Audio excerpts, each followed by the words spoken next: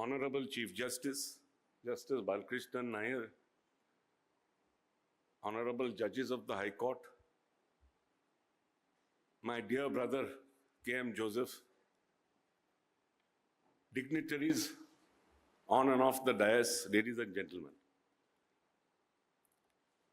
Today's subject evokes strong feelings. I have in fact chosen the subject myself in order to discover whether two recent Constitution Bench judgments are correct in the perspective in which they were decided. Incidentally, both of them yielded dissents. The first judgment dealing with the 103rd Amendment, which introduced the economic criteria as a basis for reservation, has a dissent by Justice Ravinder Bhatt, joined by Chief Justice Lalit. And the second judgment, which is State of Punjab versus Davinder Singh, is a 7-judge bench, which was tasked with looking into whether an earlier Constitution Bench judgment in E.V. Chinaiya's case was correct. And that judgment deals with whether you can further subclassify scheduled castes into groups so that ultimately those who are most deserving among them alone get the benefits of reservation. And here again, we have one dissenting voice, that of Justice Trivedi. To begin at the beginning, when our Constitution first came into force, it had to grapple with social inequalities of a different order altogether. We had in our society persons who were called depressed classes by the British, who were untouchables, who were actually outside the Varna system, and who were treated as serfs instead of as human beings. And our Constitution, therefore, had to do something to remedy this terrible social disorder. It chose a particular method which I don't think was chosen by any other written constitution till that date. Certainly not by the US Constitution, which also had centuries of slavery and servitude. So that ultimately our Constitution first chose the fact that there should be empowerment in the legislature. Now, in order to empower what was called scheduled castes and scheduled tribes, euphemistically, the President of India was to make a list of these depressed classes under Article 341 of the Constitution of India. And this list could then be amended, either added to, modified, detracted from, only by Parliament. The same went with the scheduled tribes under Article 342, because we also had a large number of tribals all over this country who perhaps were its very, very original inhabitants, who also were in great need of social upliftment and being brought into mainstream life and society. Now, once these lists were made, there were constituencies reserved for scheduled castes and scheduled tribes, both parliamentary and in the Vidhan Sabha of the states. And they were to follow the proportion that these persons had to the total population of the country. So that in Parliament and in the Vidhan Sabhas, by Articles 340 and 342, what was reserved for them was roughly 15% of the seats, of the total number of seats, and 7.5% of the total number of seats in the case of the scheduled tribes. The focus at the start of the Constitution was on, therefore, these scheduled castes and scheduled tribes. There was one other measure of upliftment which was envisaged, and that we find in Article 16, sub-Article 4, because government in this country is perhaps the largest employer of human beings. And as that large employer, therefore, reservations should take place in central and state government and other governments down the line employment of such persons, this time referred to no longer as scheduled caste and scheduled tribe, but as backward classes. And there was one caveat. That caveat was that this is, of course, provided that they were not adequately represented in the service. At that point of time, of course, they were not represented at all. So the question would arise in the future as to when to stop such reservation for such people. And of course, we had a directive principle of state policy in Article 46, which spoke of the weaker sections of society. So if you look at the Constitution as originally framed, you had three different expressions to describe essentially these people. The first expression was scheduled castes and scheduled tribes, which, as I told you, consisted essentially of those depressed classes who were treated as untouchables. Then you had a larger concentric circle which took in other backward classes. And incidentally, at the start, you had a backward classes commission which could have been appointed by the president by notification if it was so found necessary. And even though the word backward classes was not prefaced by socially and educationally in 1604, it was so prefaced in Article 340, which is an important fact that has been missed by judgments down the line. So we have, therefore, these three concentric circles. We have the largest in Article 46, which speaks of the weaker sections of the people.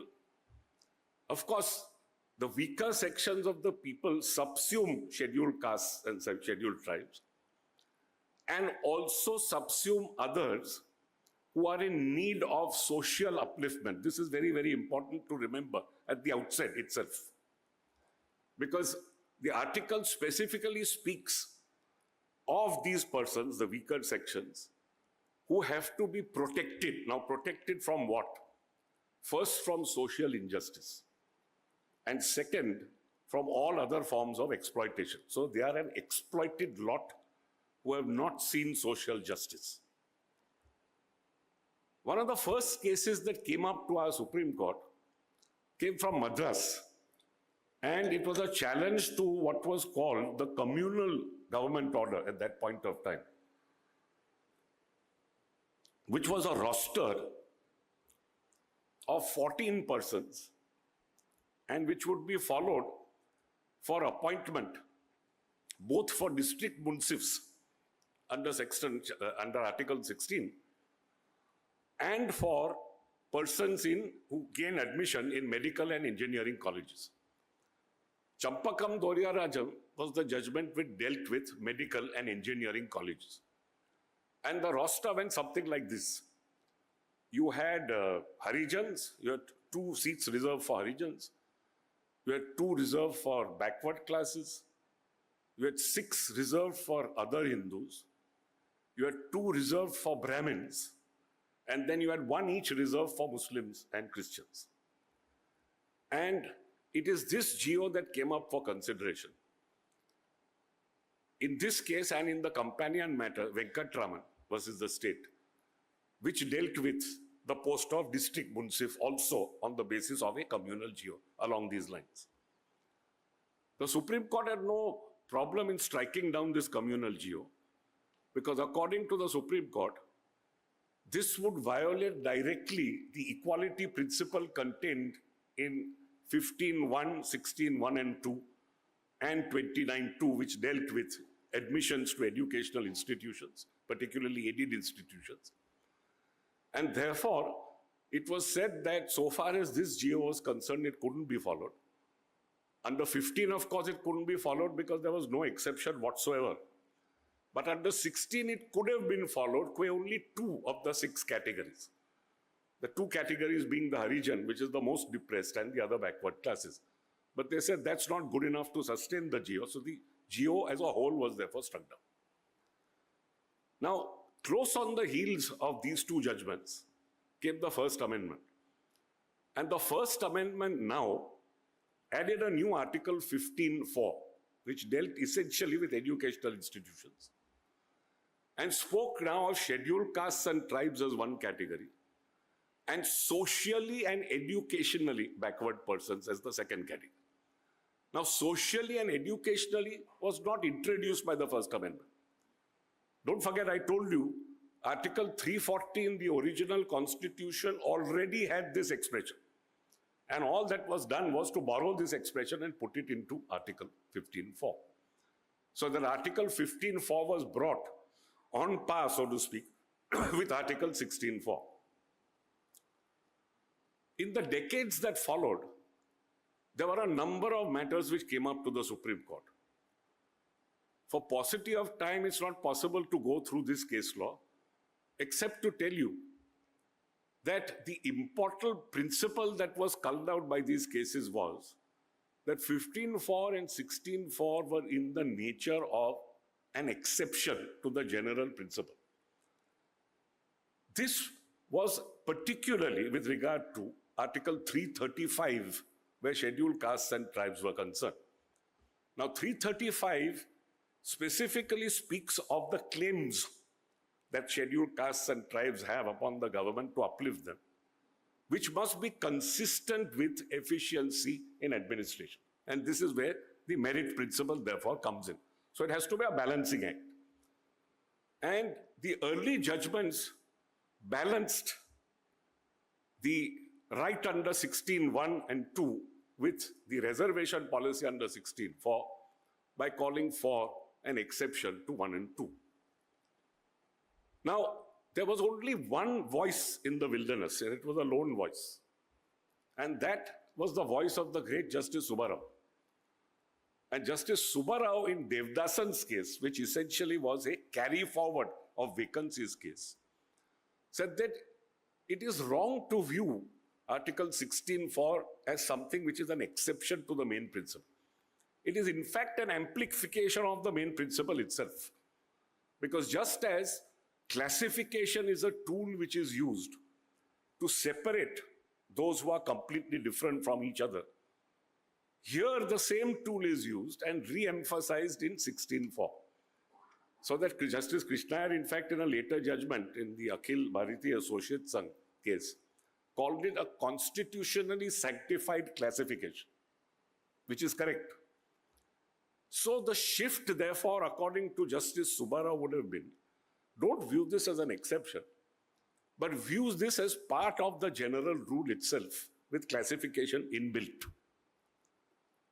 This vision finally gained fruition in Thomas's case, which is the famous judgment in 1976, of which Justice Krishna Iyer was also a part. And 4 out of the 7 judges there clearly held that it would appear that Justice Subbarao's vision of these articles would be the correct one and not the exception vision.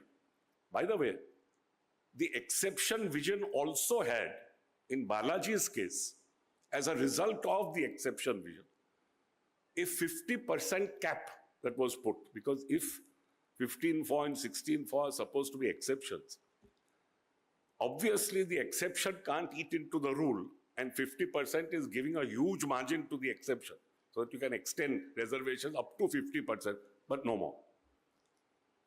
Now, all this became extremely contentious in the years that followed. There were a number of judgments. And we can go straight away to the 9-judge bench judgment in Indra Sawhney's case. Because Indra Sawhney's case dealt with 2 government orders which implemented what was called the Mandal Commission report. The Mandal Commission report of 1980 essentially wished to expand the category of have-nots exponentially. Because whereas you had scheduled tribes and scheduled castes as the first constitutional vision, now there was a separate vision which said, no, there are also other backwards who are like them. And that backward again eats into the general category, population-wise and proportion-wise, in a very huge way. So that whereas 15% and 7.5% used to be reserved, this huge additional chunk of 27% now came. And the government order, therefore, specifically said now there will be reservation on two criteria, and this is what is important to remember. One criteria will be pure economic, which is the subject matter of the first judgment I'm going to deal with. And one GO said 10% must be reserved for persons who are economically below what they call the poverty line, and they described it. The other was for backward classes, up to a maximum of 27%. And since there were differing strands of thought in all the judgments till that date, in 1992, there was this 9-judge bench convened, which now spoke with one voice, the voice being of Justice Jeevan Reddy. There were other voices also. But he spoke for 4 of them, and a 5th learned judge joined him, so that he became the majority in effect. Now, what did he hold? It's very important to know what he held to appreciate the classification of on the basis of economic criteria later. He first struck down the 10% GO, which said economic criteria alone. And he struck it down saying that our constitution did not envisage poverty alone as a criteria. Essentially, reservation had to occur only if there was social downtroddenness. And if that is accompanied with poverty, fine. If not, poverty itself is not something that is contemplated by the founding fathers at all. I will tell you for very good reason what he said is correct, but that will come a little later.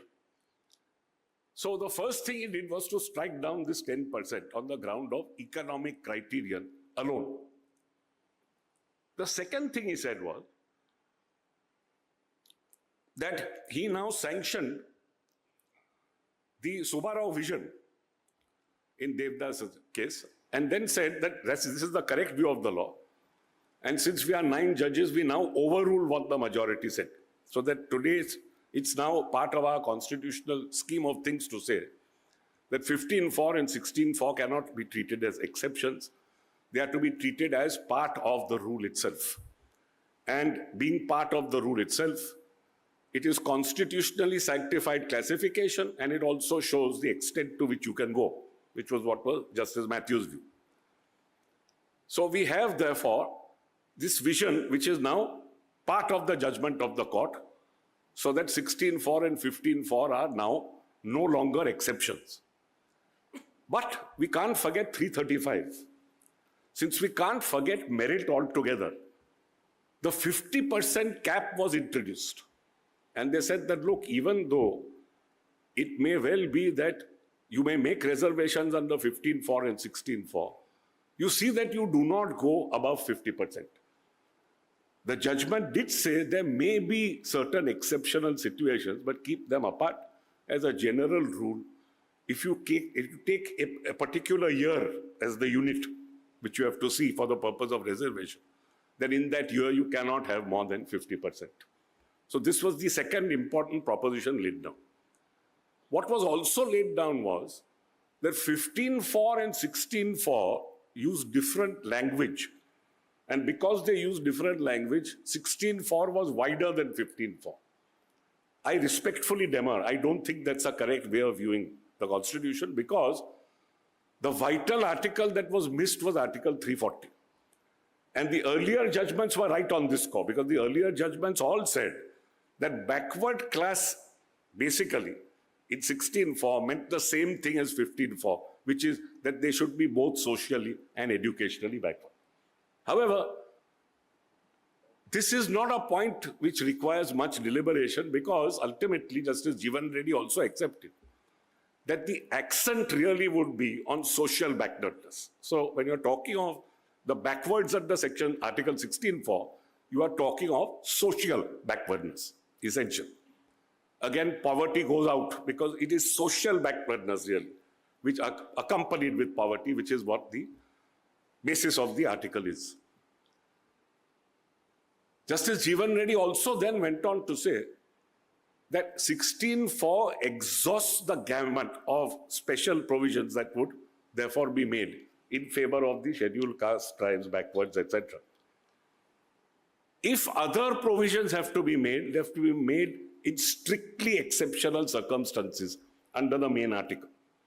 So despite accepting Justice Subbarau's view, the 50% cap was introduced and 16(1) was not given the free rein that was given by the earlier judges. It was 16(4) which was the focus and not what. Of course, he went on to say, one must exclude what is called the creamy layer. Now, the creamy layer is a beautiful metaphor coined by Justice Krishna Iyer in the Akhil Bharatiya Shoshet Sangh case, because it tells you exactly what a glass of milk is with and without the creamy layer. You must get rid of the creamy layer who has already availed the benefits of reservation to make way for those who have to drink the milk now. So creamy layer was an important concept introduced, of course, to backward classes. Because don't forget, Indra Sawhney's case was not concerned with scheduled castes and scheduled tribes. It was concerned only with backward class. He also went on to say that you could further subclassify backward into more backward and backward, because the idea is really to get to those who are the real have-nots. What Justice Krishna called the Harijans among the Harijans. So the idea was really to get to those who are at the bottom of the barrel and who have never tasted the benefits of reservation, even though at that point of time 50 years had gone, 60 years had gone since the Constitution was promulgated. Another important rule that he laid down was that you give an initial leg up but no further. So therefore, he accepted the principle of the minority judgment in Rangachari's case, where they said that once the first leg is given into a particular service or post, thereafter there is to be no relaxation when it comes to promotion. If you are to be promoted, you get promoted along with everybody else and you follow merit like everybody else. Now, given all these things, and of course one more very important thing, which is that as you go further up, and you get to super speciality posts, there will be many areas in which there should be no reservation at all. Now, having laid all this down in 1992, once and for all, we thought that our law was completely settled. That was not to be so. But at the same time, many people are under the misconception that large parts of Indra Sawhney were done away with. On the contrary, large parts of Indra Sawhney were sought to be actually implemented by constitutional amendments. And now let me tell you what happened thereafter. As I told you, it was a 1992 judgment.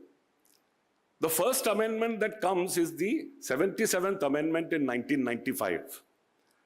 And that introduces an Article 16(4) capital A.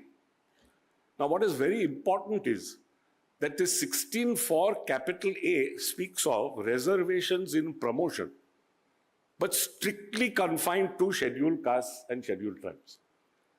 So far as backwards are concerned, reservation, there will be no reservation in promotion. So Justice Jeevan Reddy's judgment actually followed. It's only made clear in 16(4)A that so far as the further leg up is concerned, that will apply only to scheduled castes and tribes and not beyond, not to backwards. 16(4)B was again introduced by yet another constitutional amendment, the 81st. And that amendment is extremely important because though it deals with carry forward alone, what it did was to constitutionally sanctify the 50% cap. Because what it said was that when you have carry forward in vacancies, you will treat those vacancies apart from the other vacancies, to which the 50% cap will not apply. So instead of doing away with what Justice Jeevan Reddy said, it in fact constitutionally sanctified exactly what Justice Jeevan Reddy said. And it also spoke of the year as being the unit. So Indra Sawhney was actually followed in 4B. In one sense, it was done away with, which is to introduce a proviso to Article 335, which spoke of efficiency in administration. And when Indira Sawhney had said that we will not allow you, once there is a promotion, to relax any standards, they said, no, we are adding a proviso. And by that amendment, the proviso said you may relax standards so far as promotion is concerned. Again, only qua scheduled castes and tribes. So even though Justice Jeevan Reddy's judgment may have been done away with in part, it is only qua scheduled castes and tribes, not qua other backward classes. This is important to appreciate. Now, with this constitution, this background, the stage is now set to examine the 103rd Amendment with which we are directly concerned. The 103rd Amendment introduced a new Article 15(6) and an Article 16(6), in which it said for the first time that the state may reserve up to 10%. It didn't have to reserve 10%. Incidentally, every one of these articles is enabling in the sense that you don't have to exercise the power given to you. Unlike what is given to the scheduled castes and tribes, qua Parliament and the legislative assemblies. So you may up to 10% reserve so far as educational institutions are concerned in 15(5) and 15(6), and so far as posts under the government in 16(6) are concerned. And it is this amendment that came up before a constitution bench in the Janhit Abhiyan versus Union of India case. Now, as I told you, there were 5 learned judges, 2 of whom dissented. Each one of the majority judges wrote a separate judgment.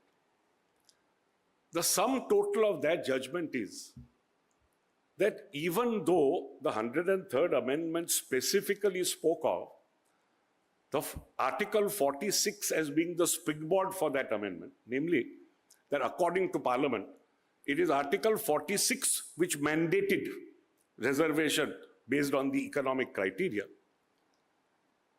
Each one of them said that the economic criteria can be a matter for classification by a constitutional amendment as opposed to what was said in Indira Sawhney's case. So Indira Sawhney, 9 judges did not bind them because they said that when you speak of Articles 15(4) and 16(4), the position is entirely different. Because there you are speaking of persons who are socially and educationally backward, whereas here, Parliament is creating a new category for the first time. And that it is entitled to do following Article 46. Justice Bhatt differed. And Justice Bhatt said that yes, I agree with you that Parliament is so empowered, but I would strike down the amendment because the amendment says that this 10% economic criteria will apply to persons other than those for whom reservations have already been made. That is, other than scheduled castes and tribes, other than backward classes. So he said that if you are not going to take into account the most economically deprived members of society, saying that these members of society have already been provided for, there would be an egregious violation of the equality principle contained in the main parts of 15 and 16. That is 15(1) and 16(1) and 2. And he would therefore strike it down on that ground. He said nothing about the 50% cap except to utter a note of caution saying that it's pending in some other case. The majority, however, went on to say that Indira Sawhney's case did not say that 50% had to be there invariably. No. 50% with exceptions is what Indira Sawhney itself said. So therefore, something more than 50% is allowed. Now, first and foremost, 50% is constitutionally sanctified was missed by every member of the court. Everyone missed 16(4)(b) because 50% is now recognized in the constitution. It's no longer a matter of looking at Indira Sawhney. It's a matter now of constitutional principle. And therefore, if you missed this extremely important provision, the entire judgment is rendered in that sense per incurium. So the 50% cap, which is constitutionally sanctified, has to be adhered to. What they could have held, of course, was that given 50%, because don't forget, 16.6 and 16.4b have to be harmonized. 4b lays down the cap, 16.6 gives 10% more. Now it's up to 10% more.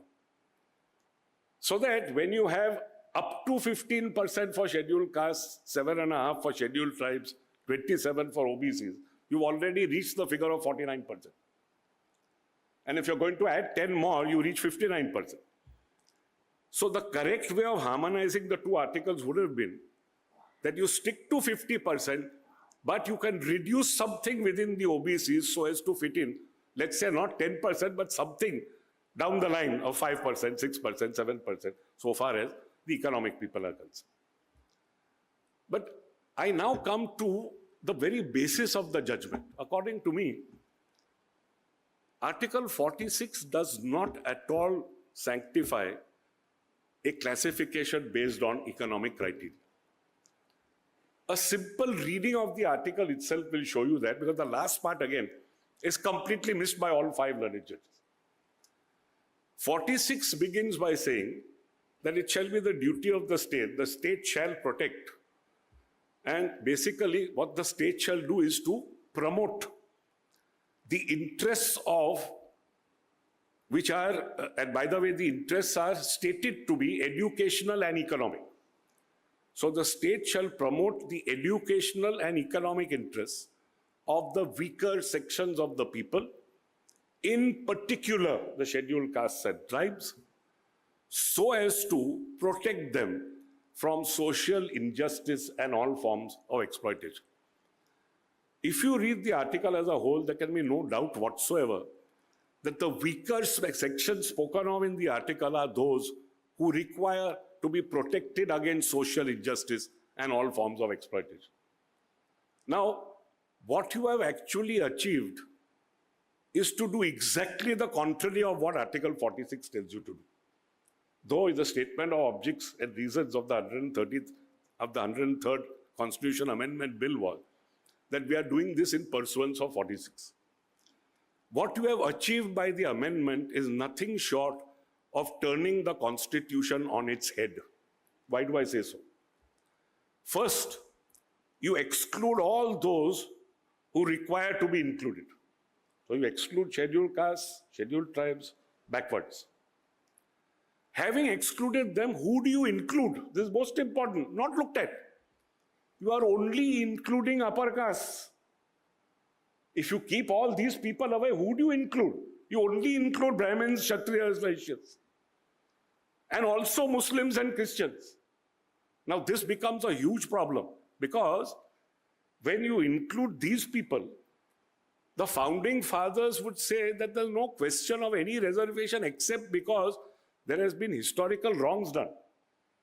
Where persons have never suffered from these wrongs, you are now reserving something for. And where historical wrongs have been suffered, you are not reserving things for. So actually the Constitution now is turned on its head.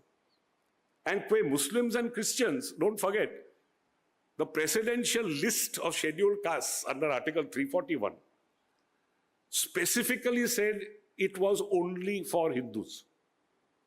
You could not have Muslims and Christians in it.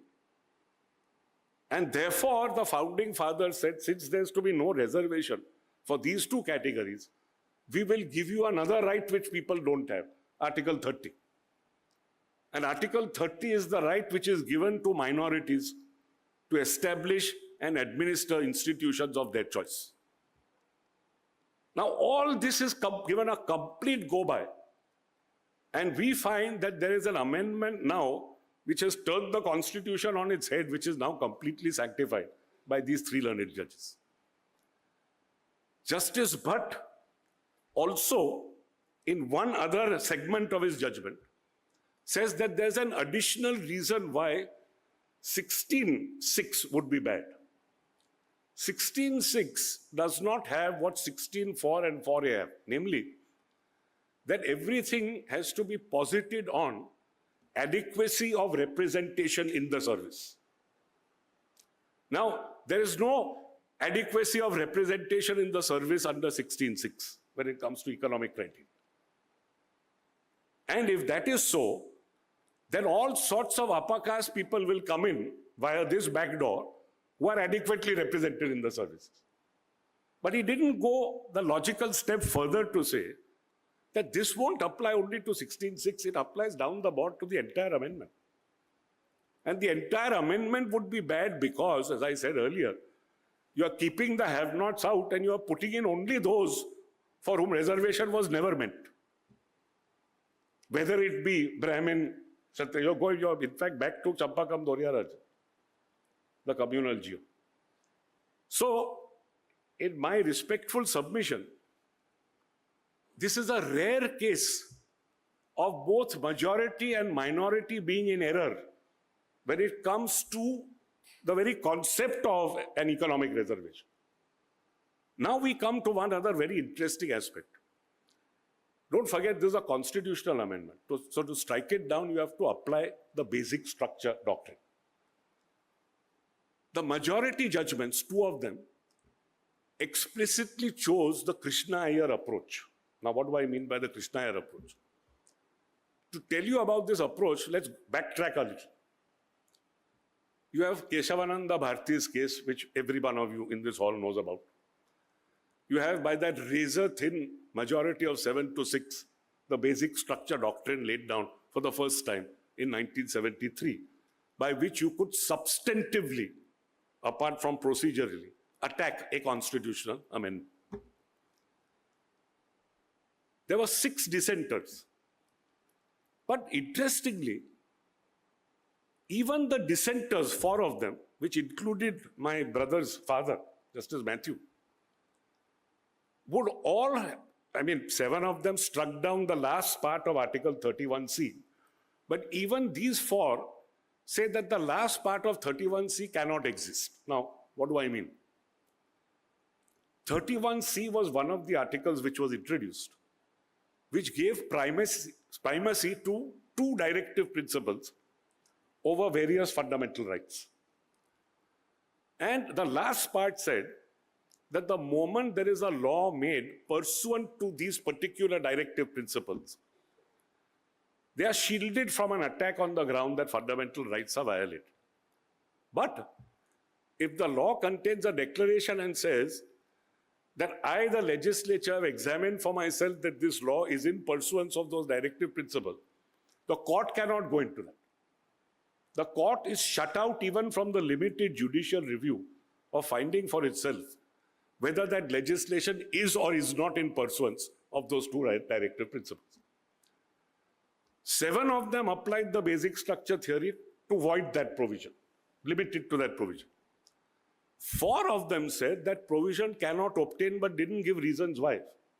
This is what is amazing, because 6 of them held there's nothing like basic structure. And if there's nothing like basic structure, a part of a constitutional amendment cannot be struck down, ever, on substantive grounds. So this is one little conundrum that very few people know. And of course, immediately after 1973, when 4 dissenters had to apply the law, they applied it to the 39th Amendment to strike it down, applying basic structure. Something like my very first judgment in the Supreme Court, I must tell you. I sat in a constitution bench immediately. In fact, my very first address as a lawyer to the Supreme Court was to a constitution bench, which is in the reported case of Prakash Amichand Shah. It's a 1985 judgment. So I sat in Muhammad Arif's, the bench which decided Muhammad Arif's case, in order to say that when there is a death sentence, a review which is normally not heard in open court should be heard in open court, because after all, a man's life is at stake. And you give him this opportunity and limit it to half an hour and nothing beyond, since it's a review. Justice Chelameshwar dissented, said no. Within a year of the application of my judgment, Justice Chelameshwar himself commuted a death sentence when sitting in review to life. Now, this is exactly what happened so far as Keshavananda Bharati's minority is concerned. And then, of course, we come to the famous trilogy of judgments. Minerva Mills, followed by Bhim Singh Ji, which is a remarkable judgment, followed by Vaman Rao. Now, each of these judgments also applied basic structure to void various articles. But the Krishnaiyer approach is what we find in Bhim Singh Ji judgment. What did Bhim Singh Ji entail? It entailed a challenge to the Urban Land Ceiling Act being put into the 9th schedule and hence immunized from attack because of the operation of Article 31, capital B. All 5 judges were agreed that one particular section, in fact, I may call it a reasonably innocuous section and a property section, 27(1) of the Urban Land Ceiling Act, was constitutionally infirm. What did the section say? The section said that if there is urban land with a building on it inside an urban area, then the owner cannot transfer, meaning cannot sell, mortgage, rent, do anything with the land for a period of 10 years without the permission of the competent authority. The 3 learned judges, that is Chief Justice Chandrachud, one other learned judge, and Justice Krishnaiyer, all agreed that this section is bad. They didn't give reasons. So we are left guessing as to what the reasons were. So far as the minority judges are concerned, they gave reasons. Justice Surzapurkar saying it violates Article 14, which is part of basic structure. And Justice A.P. Sen saying it violates 19(1)(f) and 31, which are properties articles, which are also part of basic structure.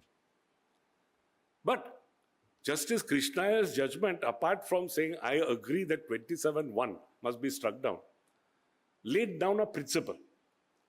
And the principle was that a basic structure violation can occur only if, in his words, there is some egregious, that is very, very intense, shaking of the Constitution, in the sense that there is an intense or egregious violation of the egalitarian principle, which is some principle hovering over the articles of the Constitution. Now, Coelho's case, which is a judgment of 9 judges much later in 2007, specifically said that you cannot found basic structure in the sky. It has to be terrestrial. So it has to be the egalitarian principle contained in Article 14, 15, 16, or whatever it was. So to this extent, the Krishnaiyer test is not agreed to and is out. Yet, we find the majority, 2 judgments, directly applying the Krishnaiyer test, which is the wrong test to apply straight away. The 3rd learned judge, Justice Pardiwala, applied the Grand Rock Estates test, which is more or less the Krishnaiyer test. So you may take it all 3, apply the Krishnaiyer test. So far as the minority is concerned, Justice Bhatt did us a great favor by saying that after Coelho, the Krishnaiyer test cannot be applied. And then went on to say that the correct test is what is the impact of the amendment on the Constitution. Does it change the Constitution? And then went on to add that change means, does it damage the Constitution in any way? Because otherwise, 27(1) cannot be explained. You can't explain how 27(1) was struck down. And nobody later has said that that was a wrong decision. So we have major problems, therefore, with the majority, even on the score of how they view a constitutional amendment and how it is to be struck down. So in my respectful submission, this economic criteria judgment is not correct either in constitutional law or in principle of any kind. As I told you, it is in fact in the teeth of Article 46 and certainly in the teeth of 15(1) and 16(1) as rightly held by the minority judge, Justice Bhatt. We now move on to the 2nd judgment. That again raises a very contentious and interesting issue. You remember I told you that under Article 341 and 2, the President makes a list of scheduled castes and scheduled tribes. that list can be tinkered with, modified, added to, subtracted from, only by Parliament. So Chinnaiya's case held, in a case which came up from Andhra Pradesh, that the bifurcation of scheduled castes into groups, saying that you, Group A, seem to have got a lot more than Group B. So therefore, within the 15% that all of you can have, your share in the cake or pie now should be reduced to 1%. Group B can get, let us say, 5%. Group C can get a little more because it seems to be at the bottom of the barrel. And Group D can get 2%. Now, is that constitutionally valid or is it not valid? Chinnaiya, 5-judge bench said no. Because the moment you, the state, says that scheduled caste X will get a certain part of the pie and you, scheduled caste Y, will get a lesser amount or no amount of the pie, you are directly tinkering with the list, which Parliament alone can do. The majority judgment correctly held, in my opinion, that you don't tinker with the list at all. And the distinction really between the list and the reservation provisions is brought out in the concurring judgment of Justice Gavai. Because the Chief Justice and one other learned judge delivered the main judgment. Justice Gavai concurred, and then various other judges went on to agree with both of them, except for Justice Trivedi, who dissented. Now, Justice Gavai made the vital distinction between a list being drawn up and reservations being made. A list is drawn up under 341. Reservations are not made under 341. Reservations are made only under 15(4), 16(4) and the like. So, the moment the list is drawn up and somebody is either one person or one caste in that list is either dropped from a reservation policy or restricted within that reservation policy, you are not tinkering with the list remains as it is. All that you are doing is you're saying, given based on data, that we find that these people are adequately represented in the service, they don't require it. But unfortunately, the learned judge doesn't follow it to its logical conclusion. Because he agrees with the learned Chief Justice when the Chief Justice says that so long as you do not exclude any one of them from reservation, it is all right. In my respectful submission, wouldn't make the least difference. Because you are not touching the list. And I'll give you a simple example to bring the point home. You have these scheduled caste, scheduled tribe and backward classes permanent national commissions under our constitution. Each commission is to look into how the scheduled caste, tribe, etc. has fared in terms of the reservation policy working on the ground.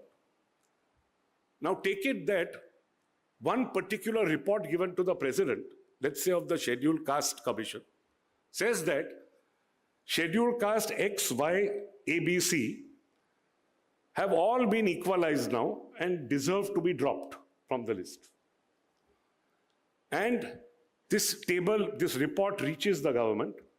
The government in its own time acts on it, say 2 years later. What happens in that interim for 2 years? Does the state have to go on giving reservations to persons who have now reached the limit and who actually have availed of these reservations? Or can it say, no, I'm not giving it to them, I'm giving it to persons who are more deserving? The answer is obvious. So I wish they had grounded this in Justice Gavai's argument, which was not taken to its logical conclusion, that the two, that is the making of the list and the reservation, are entirely separate. And ne'er the twain shall meet. One other interesting feature of this case is that the Chief Justice speaks of Article 335. Now, Justice Krishna Iyer in all his judgments, whether it's in Thomas, Akhil Bharatiya Social Sun, etc., makes it clear that reservation is to be consistently with 335. He always says so. And 335 has two facets. The first facet is to say that, look, it is important that these people are uplifted. And the second facet is to say, yes, but that should not mar or compromise efficiency of administration. The Chief Justice in this judgment says, forget the second part, in essence. The first part is only an emphatic remembrance that we have to uplift these people. My respectful submission, that's also not correct. And now we come to the very vexed question of, should these reservations go on forever? There are so many different responses. In KC Vasant Kumar, for example, Chief Justice Chandrachud said that, look, we are now so many years after the Constitution. 50 years after the Constitution, you should apply a means test, economic criterion test, to weed out those who are now done well in terms of income. And maybe you should have a review every 5 years. Justice D.A. Desai also said pretty much the same thing, but added that at some point of time they have to come to an end. And at that point, you must say, now, thus far and no further. Equally, in the first judgment that I was referring to, the economic criteria judgment, both Justices Trivedi and Pardiwala expressed their reservations along these lines. And Justice Trivedi said, look, just as so far as Parliament and the Vidhan Sabhas are concerned, you have a 10-year period which keeps getting extended. You should have the same kind of period so far as 15-4 and 16-4 are concerned. So she advocated a time at which everything comes to an end. Justice Pardiwala said that you shouldn't take into account these reservations continuously because then they become vested interests. And on that ground also, you should try and weed out those who have already had enough of the pie so that others may come in. But that doesn't tell us what happens ultimately. At which point does the entire thing stop? In the second judgment, Justice Mittal, in a very short judgment, says that why don't we have this concept, at least so far as Article 16 is concerned, that the moment there is a person who has availed of Article 16(4), in that he has been appointed to a particular government post, his generation now is availed of it, the next generation can't. So there are various ways of looking at this. I would, after a lot of reflection, say that it's very difficult to apply the hammer like this at any point of time. We have these national commissions, one to look after scheduled castes, one for the tribes, one for the backwards. They have to submit reports every year. Now, it is only when they submit a report saying that, let us say, backward class X along with A and B, or scheduled caste X along with A and B, seem to have availed enough in terms of the reservation, and therefore they seem to have joined the mainstream. So slowly start deleting them from these lists, and which will therefore be a process where the reservation now tapers down, number one, to those who deserve it, and then slowly, when everybody has reached a certain level, goes out. But it's a slow process. So according to me, this is a vexed question. I wouldn't advocate a time limit. What I would say is that there should be a periodic review, such as was suggested by Chief Justice Chandrachud.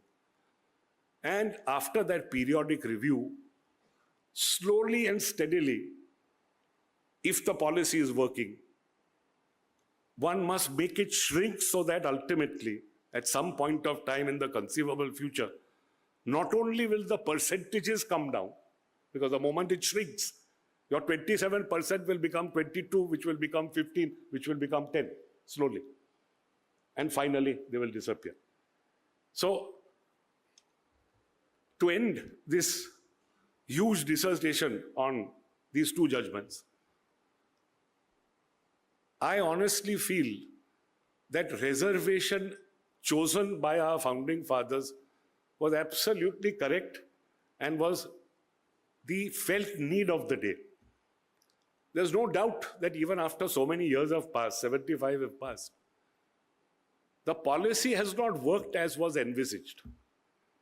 So I would only suggest that the commissions be empowered with ground staff, field staff to see that these reservations are meant to alleviate what they are supposed to alleviate, after which finally, like old soldiers, the entire thing will vanish away. Thank you all very much.